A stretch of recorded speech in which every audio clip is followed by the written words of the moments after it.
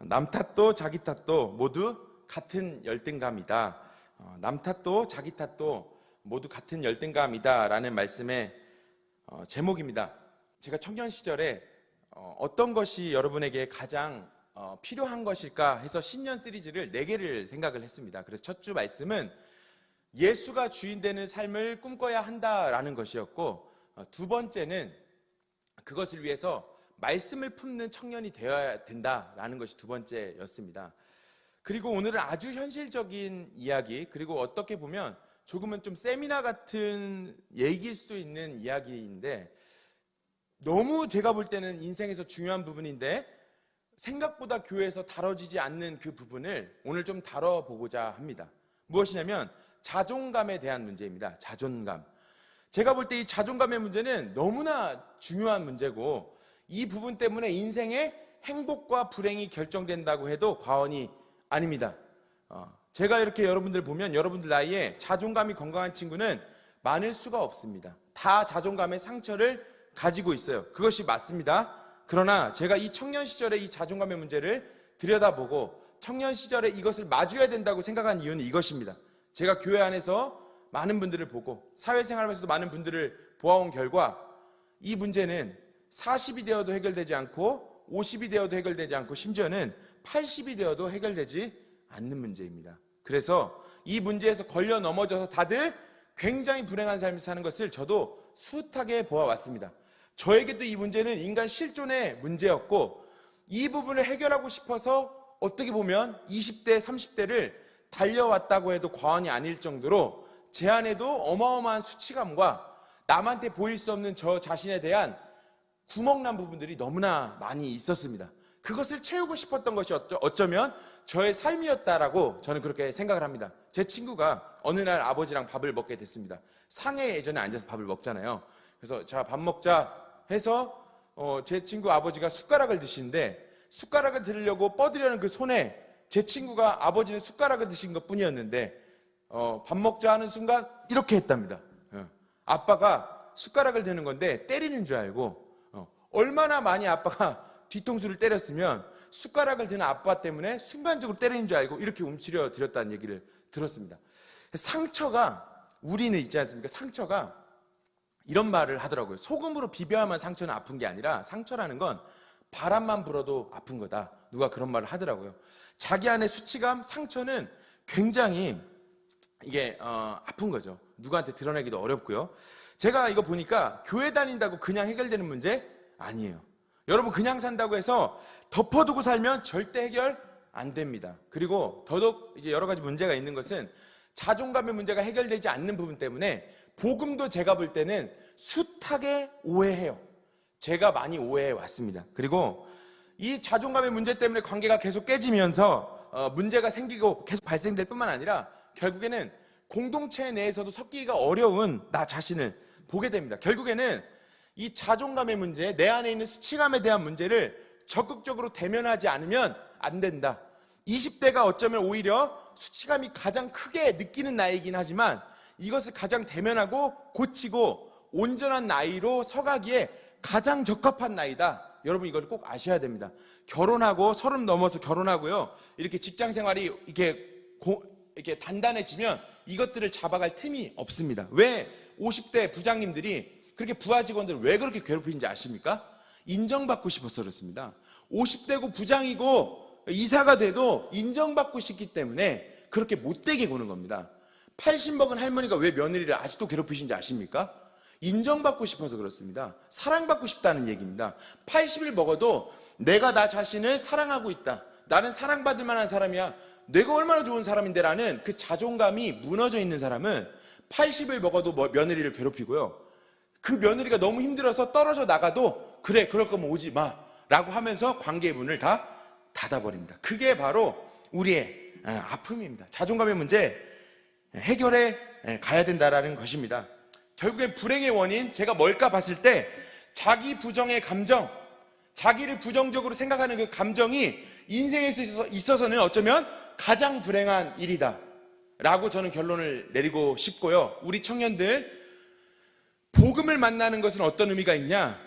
자기 부정의 감정을 해소시키고 자기 부정의 감정을 말하자면 복음 안에서 녹이는 것, 그것이 어쩌면 죄 해결이고 하나님 앞에서 정말 자유해지는 길이다. 저는 이렇게 이야기하고 싶습니다. 진정한 강자가 어떻게 되느냐? 4개 시리즈 이야기했죠. 오늘이 자존감의 문제를 다룰 것이고 다음 주에는 실력의 문제를 다룰 것입니다. 여러분, 어떻게 해야 진정한 강자 됩니까? 어떻게 해야 진짜 실력 있는 사람 됩니까? 실력이 있어야 되고 자존감이 건강한 사람 돼야 됩니다. 이 두 가지가 같이 갈 때 여러분 진짜 강력하게 쓰임받을 수 있습니다. 자존감이 너무 건강한데 실력이 안 되는 사람들도 있어요.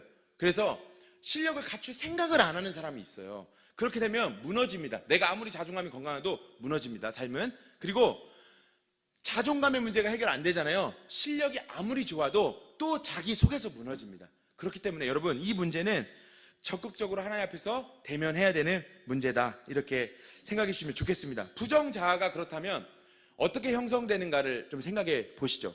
제가 좀 생각을 해봤습니다. 우리 안에 이제 저 같은 경우에는 수학이 어렸을 때 그렇게 쉬웠습니다. 왜 쉬웠나 생각을 해보면 저는 뭔가를 사 먹는 걸 좋아하고 욕심이 많잖아요. 그러니까 누가 얼마를 뭘 가져갔지가 저한테 되게 관심사항이었어요. 그래서 머리가 팍팍 도는 거예요. 그러니까 다른 과목은 다 못했는데 수학은 너무너무 쉽더라고요. 왜 못하는지 이해가 안 갔어요, 사람들이. 그런데 저는 수학을 못한다는 사람을 제 인생에서 아주 가까이 만나게 됐는데 그게 저희 아내였어요.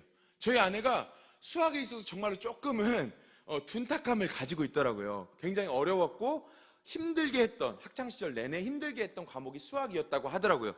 어떤 서울대생을 제가 얼마 전에 만나봤는데 그 서울대생인데도 자기는 수학이 약하다, 그렇게 이야기를 하더라고요. 그러니까 이 수학이 약한 사람이 있어요, 기질적으로. 근데 저희 아내가 왜 약할까 제가 생각을 해보니까 욕심이 없어요, 기본적으로. 욕심이. 남이 뭘 맛있는 걸 먹던 말던, 제가 옆에서 피자를 곱빼기로 시켜 먹던 말던 그냥 한 조각 먹으면 그만인 사람인 거예요. 뷔페를 가서도 저 같은 사람 배를 몽땅 채워야 되는 사람인데 샐러드만 몇 번 먹고도 그 뷔페 가격이 아깝지 않다라고 생각하는 사람이에요. 그렇게 욕심이 없으니 셈이 약해질 수밖에 없겠죠, 산수가. 그렇죠? 수학은 잘하는 사람이 있고 못하는 사람이 있다고 칩시다. 그런데 바람직한 수학을 못하는 자녀를 뒀을 때 바람직한 부모의 반응은 뭘까요? 수학을 못해. 그럼 뭐라고 해야죠? 네가 수학에 좀 관심이 없구나. 너는 이게 셈하는 게 관심이 없어. 보니까 욕심이 없고. 근데 살다 보면 있잖아, 좀 계산할 일이 생긴다. 잘 봐. 네가 갔어, 슈퍼에. 근데 요걸 사려면 계산해야 될까 말아야 될까? 요렇게 관심을 불러 일으켜 줘야 되겠죠. 요거는 아주 바람직한 교육법이에요. 그렇죠? 그런데 수학을 못하는 자녀를 둔 부모님들이 많은 경우에 그 부모도 수학을 못했기 때문에 어떤 방식을 취하냐? 이런 머리도 뒤아지 같은 것이 이것도 하나 제대로 못해가지고, 야, 어떻게 할래 너? 이게 어려워? 이 산수가 어려워? 이것도 못해서 뭐 할 거야?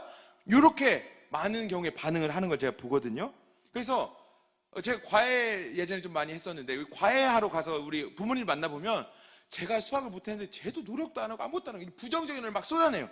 그 자녀가 다 듣고 있는데. 그러면서 어떤 부모들은 자녀가 좀 잘못하면 수학 잘 못할 때 꿀밤까지 때려요. 똑바로 안 해? 이러면서. 그러면 어린 자녀의 가슴에 뭐가 형성되게 될까요? 뭐가 형성돼요? 쫓기는 마음이 들겠죠. 쫓기는 마음. 수학을 못하면 내가 엄마한테 사랑받기가 조금 어려운가 보다. 그래서 어려운 수학의 상황을 만나면 반드시 마음에 위축이 오게 됩니다. 그래서 수학이라는 것이 근처에 오기만 하면 굉장히 위축되고 그 상황을 피하고 싶어하는, 그러니까 상처로 남아지는 거죠. 수학에 대한 부정 자아가 남는 것이죠. 결국에는 이게 수학이 문제가 아니라 수학 때문에 내 존재를 의심하게 되는 상황이 발생되는 거예요. 이해가 가시죠? 또 하나 얘기를 해봅시다. 우리 태생으로 한번 이야기를 해볼까요? 홍길동이 있었다고 쳐봅시다. 홍길동. 홍길동이 여러분 아시죠? 능력이 많은 사람입니까? 적은 사람입니까? 기본적으로 많은 사람이잖아요. 홍길동은 능력이 많고 많은 걸 가진 사람이에요. 그런데 그가 태생적으로 본 부인에게서 나지 않았다는 이유 때문에 가정에서 계속 어렸을 때부터 타박을 받았다고 쳐봅시다. 상상을 해보세요. 그래서 홍길동이 뭐를 조금 못하면 이렇게 말하는 거예요. 부모님이, 야, 서자라서 그런지 야, 얘는 이렇게 다 못하네, 이렇게 말을 하는 거예요. 어린 아이한테. 야, 역시 서자들은 하여간 못난 것 같아. 하여간 참 꼴도 보기 싫은 놈인데 역시 꼴도 보기 싫은 짓만 한다, 이렇게 말을 해본다고 생각해 봅시다. 그러면 아무리 홍길동이 원래 재능이 많은 사람이고 원래 가진 기질이 좋은 사람이라도 부정적인 자신의 자아가 생길까요? 안 생길까요? 생기게 되는 것이죠. 홍길동이라고도 해도 이 부정적인 그 언어 때문에 자신에 대한 존재 부정을 경험하게 됩니다. 원래는 유능해도 자기 자신에게 자신이 없는 사람이 되는 것이죠. 제가 지금 수학과 출신 정도만 얘기했는데요. 우리에게 자존감에 상처를 주는 것은 거의 모든 것들이 상처를 줍니다. 직접적으로 얘기하기 어려서 얘기 안 했지만 외모가 우리에게 굉장한 상처를 주기도 합니다. 그리고 학벌이 어디서 공부 좀 못할 수도 있는 거거든요. 그런데 학벌 때문에 누군가가 나한테 상처를 계속 주면 학벌을 밝히는 게 불편해집니다. 그리고 또 성격이 원래 내가 모났어. 그럼 내 모난 성격 때문에 어디서 드러내는 것 자체, 내가 말하는 것 자체도 꺼려하는 성격이 됩니다. 그리고 집안에 돈이 좀 없으면 이것 때문에 또 상처를 받는 사람도 있습니다. 돈 좀 없을 수 있는 거거든요. 건강한 사람은 우리 집에 좀 돈이 요즘 없구나. 그럼 좀 열심히 살아야 되겠네. 이렇게 생각하면 되거든요. 근데 그게 안 되는 거예요. 왜 이렇게 우리 집 못났을까? 나는 왜 이 집에서 태어났을까? 왜 이렇게 됐을까? 이렇게 생각하는 거죠. 결정적으로 직업이 우리에게 자존감에 완전히 수렁으로 끌고 가는 요소가 되기도 합니다. 그래서 특별히 요새 같은 경우에는 감정 노동자들은 자존감을 챙기기가 어려운 시기를 살고 있지요. 이 요소들이 결국에는 누군가에 있어서 비난당해지고 내 존재가 부정당해진다고 느낄 때 이것은 부정자아로 내 안에 쌓이게 되고, 결국 이것은 왜 나쁘냐면 우리를 속이기 때문에 나쁜데, 첫 번째로는 뭐냐면 그가 원래 어떤 사람인가를 볼 수 없게 만들어요. 그가 원래 어떤 재능이 있는 사람이지, 그가 어떤 장점이 있는 사람인지를 보지 못하게 만들어버리고 깡그리 그 사람의 존재는 불필요한 존재다라는 식으로 인식하게 만들어요. 자기 자신도 그렇게 인식하게 되면 자기 자신이 자신이 없기 때문에 사람들한테 그렇게 자기를 드러내고 다른 사람들도 그 사람을 그렇게 보게 됩니다. 굉장히 부정적인 것에 축적이 일어나죠. 또 문제는 이 두 번째 문제는 상처에 노출이 되면 이상 반응을 영원히 보인다는 게 문제가 있습니다. 그 사람이 잘못 규정되는 것도 문제지만 결정적으로 그 사람이 정상적인 상황에서 정상적인 반응을 하지 못하고 이상 반응을 보이게 되는 거예요. 상처가 있으면. 그렇죠? 그럼 어떤 반응이 연쇄적으로 일어날까요? 내가 부정적인 자아감이 있기 때문에 관계가 깨집니다. 일단은 관계가 깨지면 관계가 역시 나는 뭐 했어? 못났어라는 얘기를 내 스스로에게 하게 되고, 그 깨진 관계 때문에 자기 비하를 하게 됩니다. 그런데 사람은 묘하게도 자기 비하에서 끝나지 않습니다. 어디로 갑니까? 타인에 대한 분노로 이어집니다. 자기 비하는 반드시 타인에 대한 분노로 이어져서 제가 나를 완전히 깡그리 무시했어. 제가 나한테 그 말을 한 거는 나를 완전히 개무시한 거야. 야, 어떻게 그럴 수 있지? 내가 지한테 어떻게 했는데 어떻게 나를 이렇게 무시할 수 있지? 라는 타인에 대한 분노의 감정으로 옮겨가게 됩니다. 그래서 이것이 이 분노를 자칫 잘못하면 정말로 표현할 수도 있고, 혹은 어떤 사람들은 묘한 우월감 같은 걸 조장해서 내가 그 사람보다 낫다는 방식으로 이것을 표현해내려고 노력하기도 합니다. 결국 열등감과 우월감이 아무 차이가 없는 감정이라는 것은 상처받는 사람들이 동시에 갖는 감정이기 때문에 그렇습니다. 관계가 깨뜨려지고 자기 비하의 감정을 느끼게 되면 열등감을 느끼죠, 사람은. 그런데 열등감을 극복하는 방식으로 우월감을 선택하는 것은 같은 완전히 이제 이퀄 관계에 있는 거예요. 완전히 이 사람은 상처받았기 때문에 그렇게만 행동하는 거예요. 계속 네 탓을 하는 것도, 계속 내 탓을 하는 것도 같은 열등감을 가지고 하는 행동이거든요. 즉, 이런 말 여러분 들어보셨죠? 상처를 받는 사람은 반드시 다른 사람에게 상처를 주는 사람이다. 그런 말 들어보셨죠? 정말로 그렇습니다. 상처를 받는 사람은 반드시 같은 상처로 다른 사람에게 상처를 주게 돼 있습니다. 이 악순환이 이어지면 어떻게 되느냐? 이제는 불평이 성품이 됩니다. 불평이 성품이 될 지경 정도가 되면 이제 이 인생은 불행의 아주 본격적인 단계로 들어가게 되는 것입니다. 본인도 불행하고 남도 불행하게 만들고요. 그 다음 단계는 무엇이냐면 인상도 바뀌게 됩니다. 여러분, 인상이 바뀝니다. 그래서 남자 같은 경우는 진짜 스크루지 영감 같은 얼굴, 꼬부라진 얼굴 있잖아요. 아주 비꼬는 얼굴, 그런 얼굴로 변해가고요. 여자분들 같은 경우에는 진짜 마귀 할멈 같은 얼굴 있지 않습니까? 이렇게 째려보고 그런 얼굴로 사람들이 변해가게 됩니다. 그러니까 결국에 이렇게 되면 불행은 진짜 따놓은 당상처럼 돼버리는 것입니다. 그죠? 불행하죠. 불행하죠. 이런 사람들이 이런 시를 이제 읊을 것 같습니다. 신봉승 씨 작가가 이런 시를 썼습니다. 남을 욕하는 손가락에 대해라는 시를 썼는데, 이 시가 짧은데 뭐 이런 내용입니다. 내가 차가 없을 때는 보행자였으므로 운전자를 욕하고, 내가 운전자가 되었을 때는 보행자가 아니므로 신호등을 욕한다. 남을 욕하는 그 모든 손가락 속에 아무것도 상한 것이 남아있지 않다. 뭐 이런 시를 썼거든요. 어떻습니까? 그냥 모든 것을 다 불만하고 입장이 바뀔 때마다 모든 것을 불평하는 사람으로 변신해 가게 되는 것이죠. 결국에는 공포스러운 사람이 돼버리는 것입니다. 어디 가도 환영받기 어려운 사람. 결국 그 자신이 제일 불행합니다. 이 부분에 있어서 저는 또 한 가지 결정적인 문제가 있는데 이 부분을 설교 시간에 다루는 이유가 있는데, 그것은 무엇이냐면 복음마저도 잘 이해하지 못하는 경향을 갖고 있게 되기 때문에 그렇습니다. 저도 좀 부끄러운 얘기를 이제 해야 되는데, 저희 어머니 같은 경우에는 굉장히 신앙생활을 열심히 하셨습니다. 그러다 보니까 교회의 말이라면 다 맞는 줄 알고 저에게 막 가르치셨어요. 그러다 보니까 교회에서 저에게 하는 말들에 대해서 너무 일방적으로 투영하시려고 저에게 하셨고, 그래서 정말 100원 하나 사 먹는 거, 그 다음에 어떤 TV에서 조금이라도 선정적인 장면이 나오거나 하면 그것을 보는 것, 그 시선만으로도 아주 강력하게 네가 어떻게 되려고 그러냐, 네가 이렇게 하다가 정말로 마귀가 진짜 강하게 역사한다 우리 집에, 어떻게 하려고 이렇게 하냐 하면서 저를 굉장히 옥죄셨던 그런 경험들이 있습니다. 저희 어머니 그런 생각이 안 나실 수 있는데, 저에게는 그런 것들이 어린 나이에 되게 충격적으로 다가왔고, 조금 일반적으로 제가 커서 보니까 일반적으로 여러분들 나이에 겪을 수 있는 일종의 조금씩의 일탈들이나 조금씩의 이제 어른스러운 관심들 있지 않습니까? 이런 거에 있어서 아주 강력하게 정죄하시고, 아주 강력하게 마치 이제 큰일이라도 난 것처럼, 완전한 타락이라도 일어난 것처럼 저희 어머니가 저를 그렇게 다루시곤 했었습니다. 그래서 저에게도 신앙이라는 것은 어떻게 받아들여졌냐면, 예수님 때문에 구원 받은 것까지는 오케이가 돼요. 저도 머릿속에서 주님이 내 죄를 용서해 주셨구나, 오케이. 그런데 내가 주님 앞에서 살아가는 방식에 있어서는 내가 잘 살아야만 주님께 사랑받을 수 있다라는 생각으로 이 30 중반까지도 그렇게 살았습니다, 제가. 그래서 제 안에 기쁨이 없어. 신앙생활은 늘 고통이야. 왜? 주님과 은혜가 충만하고 막 찬양 드리고 막 은혜가 충만할 때는 내가 하나님 앞에서 막 살아갈 수 있는 힘이 있을 것 같아.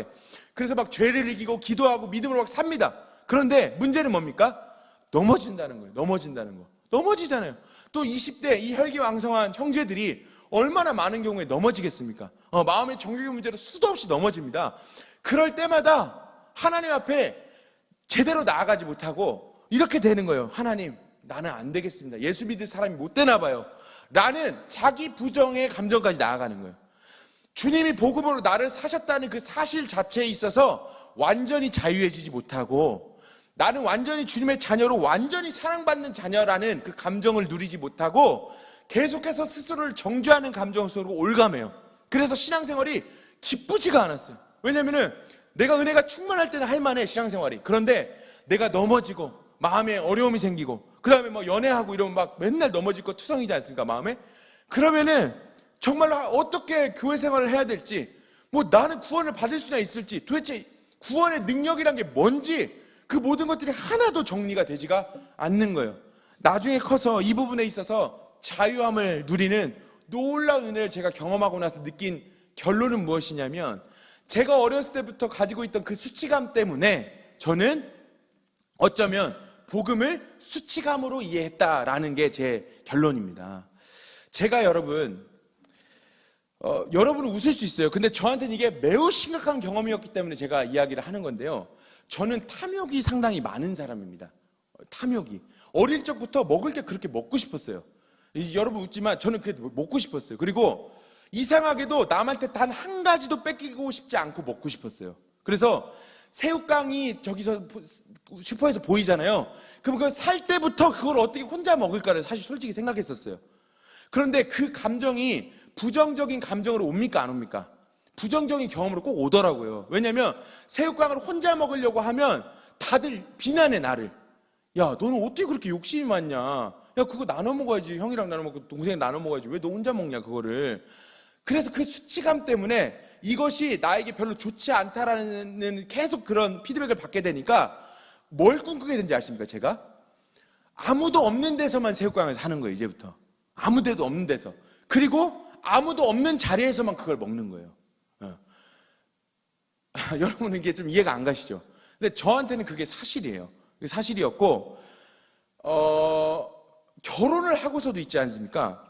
좀 먹고 싶을 수 있잖아요. 제가 뭐 등치도 크고 잘 먹게 생겼잖아요. 좀 많이 먹을 수도 있잖아요. 그런데 남들 앞에서는 제가 꼭 1인분만 먹었었습니다, 제가. 왜냐면 1.5인분을 먹는 순간, 야, 역시 몸도 큰데 참 욕심도 많아, 저 사람은. 라는 그 비난이 듣기가 싫어가지고 제가 그 수치감 때문에 집에서도 마음껏 못 먹고, 저희 아내가 여자친구일 때도 저희 아내랑 딱 1인분만 먹고 집에 들어가는 길에 떡볶이를 먹고 들어갔어요. 여러분에게 웃기겠지만 제 안에 있는 수치감 때문이었어요. 그 떡볶이, 그러니까 배가 또 안 차고 먹고 싶기도 하고.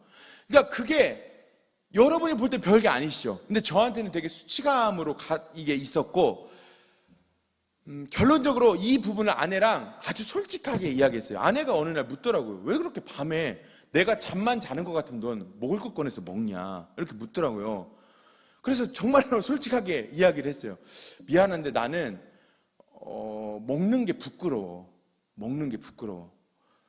근데 내가 조금씩 자유를 누리는 건 아내야, 네가 나를 먹는 것 때문에 이상하게 생각하지 않는다는 걸 느낄 때 나는 자유함을 누려. 그래서 네가 있을 때도 좀 대놓고 먹으려고 노력 중이야. 이렇게 이야기를 했어요. 어떤 감정인지 좀 이해 가세요? 수치감. 저는 여러분에게도 어떤 수치감들이 분명히 있을 거라고 생각을 합니다. 제가 우리 청년들을 마주하면서 정말로 끝없이 여러분 자신을 숨기려고 하고 여러분 자신을 여러분이 아닌 모습으로 포장하려고 하는 그 모습을 저도 많이 보았어요. 그래서 복음마저도 여러분에게 잘 이해가 되지 않고 계속해서 어떤 정죄감 속에서만 신앙생활하는 걸 제가 지금도 많이 봅니다. 그런데 여러분, 부정자아는 우리에게 이렇게 이야기하죠. 야, 너 잘 살아야 사랑받아 라고 이야기하죠. 정확히 이 부분을 여러분 믿으셔야 됩니다. 예수님 우리에게 이렇게 말씀하십니다. 그냥 너이면 돼. 이 언어의 차이는 어마어마한 차이가 있는 거예요. 야, 너 잘 살아야 돼 라는 언어와 너이면 그냥 돼 라는 언어는 별 차이 없는 것 같지만 우주적인 차이가 있습니다. 우주적인 차이. 우리 안에 끊임없이 야, 잘해야 돼, 남한테서 먹으면 안 돼, 남한테서는 좋은 모습만 보여줘야 돼 라고 말하는 수치감의 언어가 예수님 앞에서는 필요가 없다라는 걸 여러분들이 반드시 믿으셔야 됩니다. 예수님이 만약에 우리가 완전할 때 우리를 위해서 오셨다면 우리가 계속 수치감에서만 살았어야 됐을 거예요. 그런데 예수님 우리가 아직 뭐 할 때 오셨다고 로마서에서 말해요. 아직 우리가 연약할 때, 연약하기 때문에 우리를 사랑하시고 우리에게 오셨다라는 사실을 굳게 받아들이셔야 됩니다. 하나님, 제가 왜 이렇게 연약하죠? 연약해서 내가 왔어 라고 정말로 너무나 뜻밖의 아무렇지도 않게 말씀하시는 그 너무 자유한 그 메시지가 여러분들의 가슴에 지금은 잘 안 들릴 거예요. 상처가 많은 사람은 안 들릴 수 있어요. 그런데 그 앞에 설 수 있어야 돼요. 너이면 돼.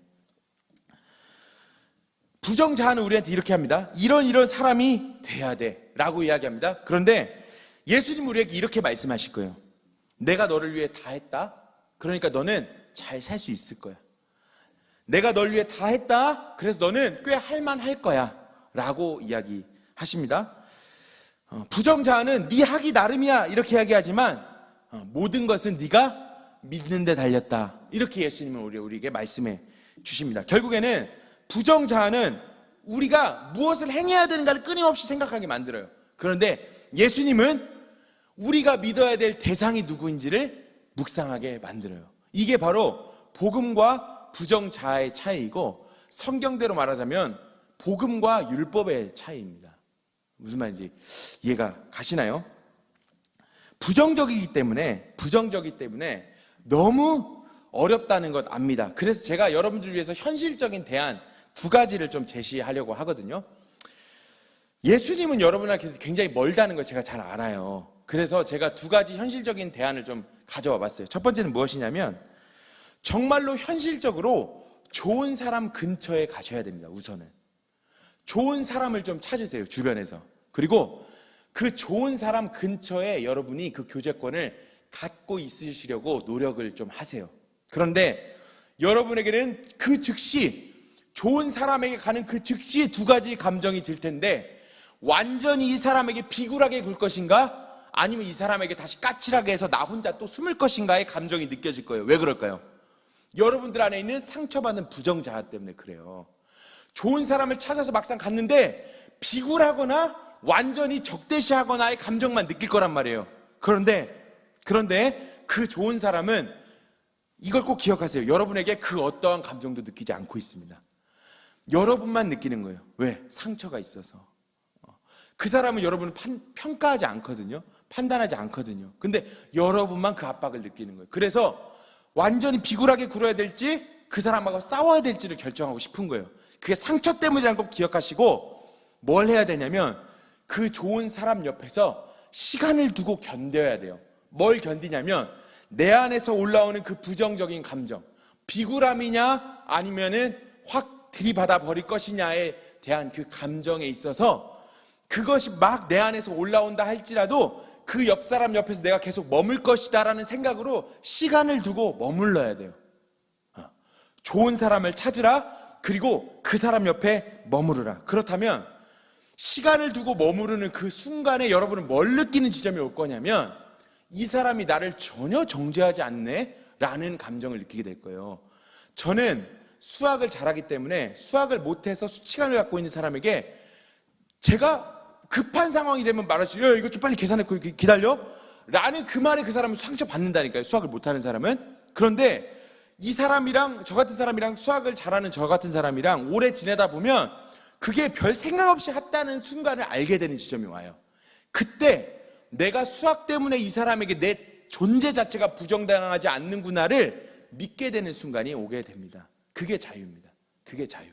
즉 건강한 사람, 그 부분에 있어서 무너지지 않은 사람과 교제권을 쥐고 있을 때만 자유가 옵니다, 여러분. 그래서 저는 제 스스로 무엇을 결정을 하고 결심을 많이 하냐면 내가 진짜 좋은 목사 돼야 돼.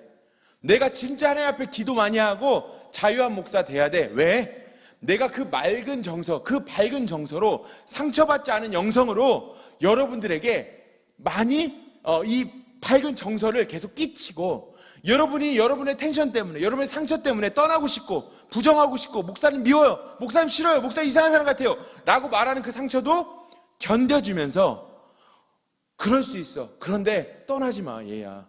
넌 좋은 사람이잖아. 넌 좋은 사람이잖아 라고 말해주는 메시지를 끊임없이 여러분에게 말해줘야 된다라고 저는 그렇게 생각을 합니다, 목사로서. 요한복음 8장에 보면 가늠하다 잡혀온 여인 이야기가 나옵니다. 여러분 아시죠? 가늠하다 잡혀온 여인을 돌로 치려고 사람들이 모입니다. 그리고 예수님 골탕 먹이려고 다 같이 모여서 예수님, 율법에 보면 가늠한 여인을 돌로 쳐 죽이라고 했는데 이 여자를 어떻게 하면 좋겠습니까? 라고 말해요. 당신 예수님 사람 살린 사람이라면서 돌로 칠 거야? 아니면 율법 무시할 거야? 이렇게 공경에 빠뜨린 거죠. 그때 예수님 뭐라고 하십니까? 땅에 아무 말도 안 하시고 막 쓰시죠. 뭔가 써요. 근데 아마 그것을 우리가 생각할 때는 그 사람들의 죄악을 막 다 적었을 거라는 거죠. 그래서 부끄러워서 빨리 도망가야겠다. 다 도망가고 나서 예수님이 그 여인에게 말씀하십니다. 수치감이 가득한 여인, 사람들이 나를 돌로 쳐 죽여도 된다라고 스스로 자기도 그렇게 생각하는 그 여인에게 예수님 뭐라고 하십니까? 요한 8장에 보면 여자여, 너를 고발하던 그들이 어디 있느냐? 너를 정죄한 자가 없느냐? 대답하되 주여 없나이다. 예수께서 이르시되 나도 너를 정죄하지 아니하노니 가서 다시는 죄를 범하지 말라. 이 얘기가 여러분에게는 그냥 글자처럼 들리실지 모르겠습니다, 오늘. 그러나 진짜 수치감 속에서 돌에 맞아 죽어도 싸다고 자기 자신을 생각하는 사람에게 예수님이 오셔서 여자야, 너를 고발하던 사람들이 지금 있냐? 없습니다. 나도 너를 정죄하지 않아. 그러니 정죄하지 않을 거고 내가 너를 받았으니 그 존재 속에서 살아라라고 우리에게 말씀을 해 주시는 것이거든요. 주님이 우리에게 원하시는 감정은 그것이에요. 우리가 건강하기 때문에 주님이 우리를 받으신 것이 아니라 우리가 병든 사람들이기 때문에 이렇게 아픈 사람들이기 때문에 우리에게 예수님이 오신 거예요. 오늘 말씀이 뭐였죠? 건강한 자에게는 의사가 쓸데없고 병든 자라에게야 쓸데가 있다. 나는 의인을 부르러 온 것이 아니다. 너희 같은 연약한 사람들, 죄인들, 자존감이 상처 입은 사람들, 너네 친구야. 너네가 아무렇지도 않다고, 너네 좋은 사람인 거 안다고 내가 그 얘기해 주러 온 거야. 너네 수많은 상처 받으면서 컸지. 내가 볼 때 너네 좋은 사람이야. 나는 너네를 좋은 사람 만들려고 내가 너네를 구속했어.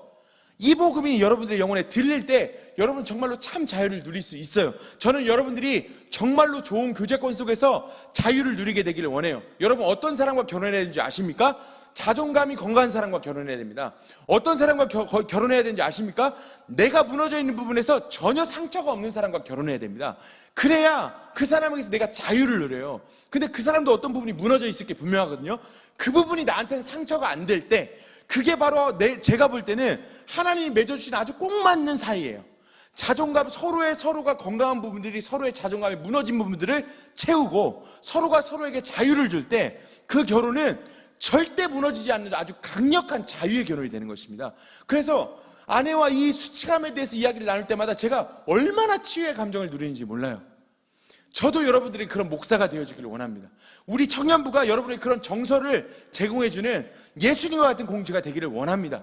저희는 예수님과 같을 수 없어요.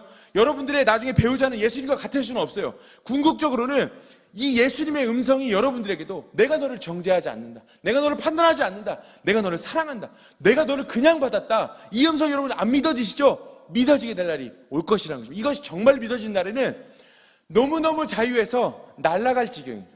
그런 자유들을 여러분들도 경험하게 되시기를 바랍니다. 여러분 굿윌 헌팅이라는 영화 하나 소개하고 제가 마치려고 합니다. 굿윌 헌팅이라고 아주 매우 유명한 영화가 있습니다.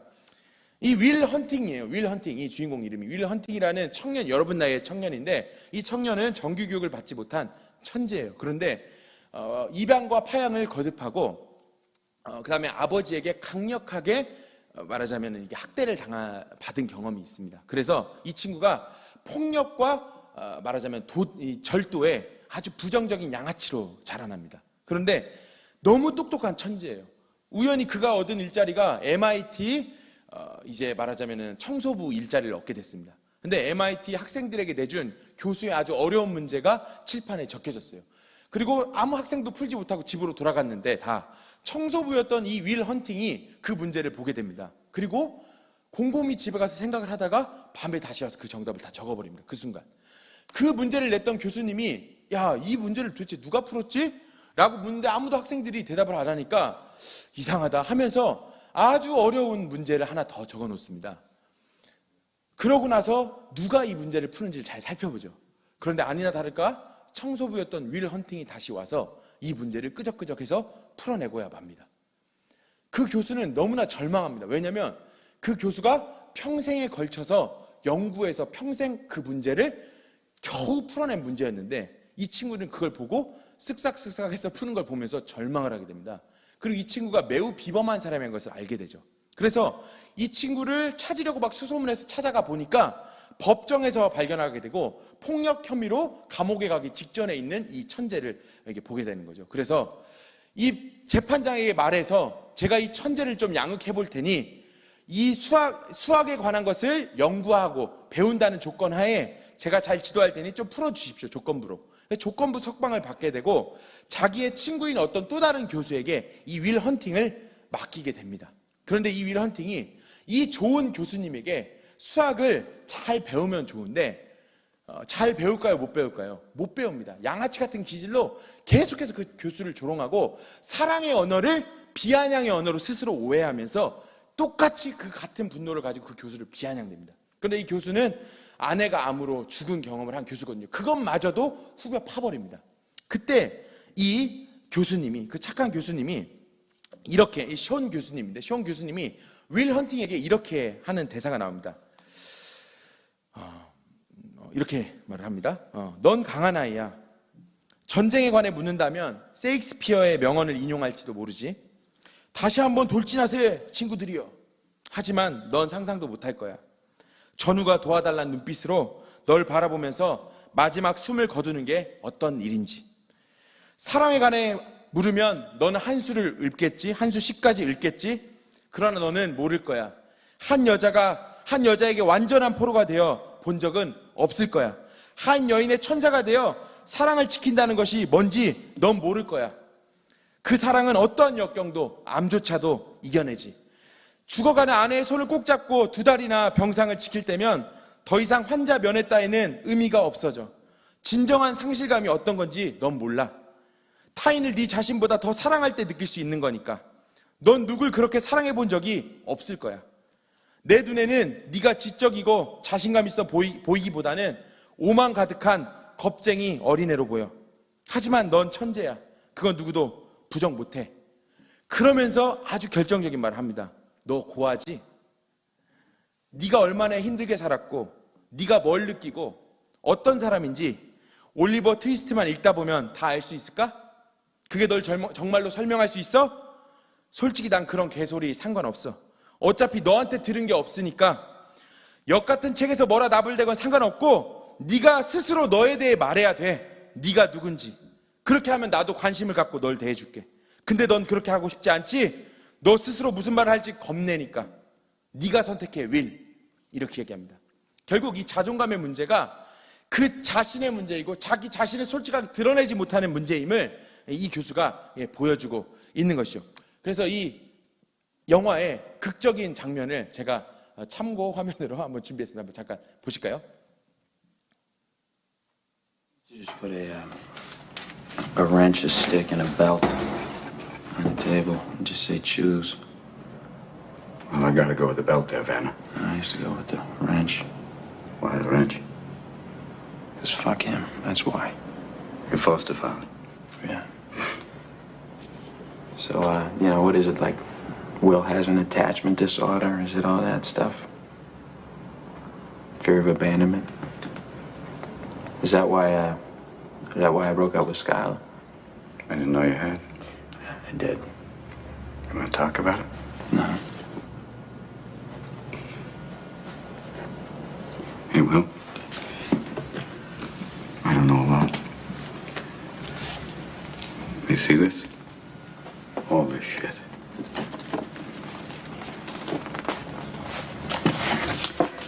This is not your fault.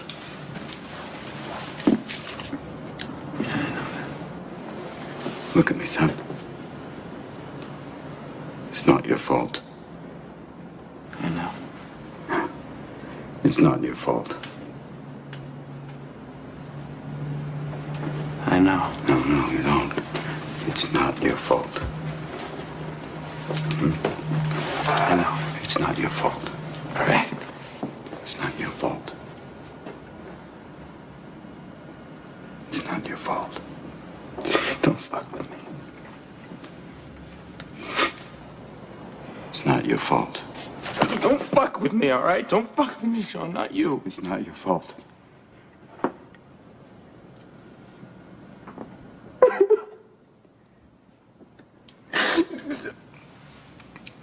It's not your fault.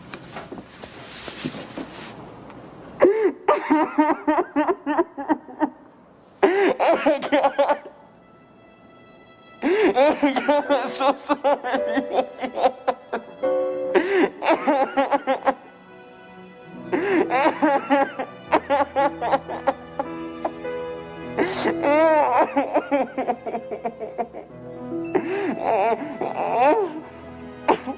Fuck them, okay?